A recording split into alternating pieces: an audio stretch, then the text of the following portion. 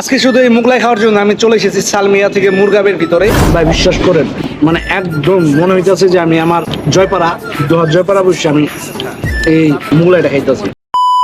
তো এত কষ্ট করে আসার পরেও যখন আমি আমার হাতে এই বাংলাদেশি খাবারটা পাইলাম, তখন আমার কাছে অনেক বেশি শান্তি লাগতেছে। কারণ আমরা বাংলাদেশিরা ভাই, আর যাই হোক প্রবাসের মাটিতে যারা থাকি তারা দেশকে অনেক বেশি ভালোবাসি।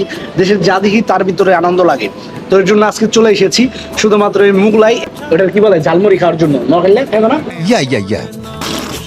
তো এই মুগলাই খাওয়ার জন্য ভাই আমি কুয়েত আসার পরে মানে পুরো পাগল হয়ে আসছিলাম। কই গেলাম মুগলাই পামু, তারপরে আপনার পুরি পামু, মিশরে বেজায় খাইছি একদিন, ভাল লাগছে। কিন্তু আমি শুনছি এই জায়গার মুগলাইটা নাকি বেস্ট। ঠিক আছে, কুয়েতে যারা আসেন তারা জানেন এই জায়গায় তারা ঝোল দিছে, এটা কি এর ঝোল আমি জানি না। এক একজনের খাবারের টেস্ট এক এক রকম, কিন্তু আমার কাছে এই ভাজাপুরি অনেক বেশি ভালো লাগে। আজকে আমি কিন্তু মানে এত কাজের মাঝেও আমি সময় বের করে চলে এসেছি, ধন্যবাদ ভাই। আর এই যে চলে আসলো দই। তো এই জায়গায় বাংলা খাবার সব কিছু পাবেন আপনারা। নুননবী রেস্টুরেন্ট বাংলাদেশ, এই জায়গায় সব খাবার পাবেন আপনারা বাংলাদেশি।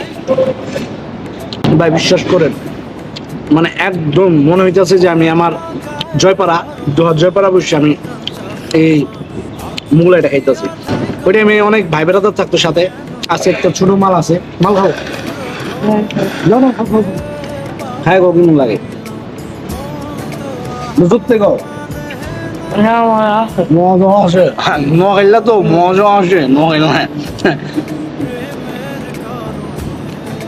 ভাই। আমরা যারা বিদেশে থাকি তারা বাংলাদেশের একটা মুড়ি দেখলেও শান্তি লাগে। আর এই জায়গায় বাংলা খাবারগুলো আমি পাইতেছি হাতের কাছে। তো আপনারা কে কে এই জায়গায় ছুটির দিনে আসেন শুধুমাত্র বাংলা খাবার খাওয়ার জন্য, এটা কিন্তু অবশ্যই কমেন্ট করে জানাবেন।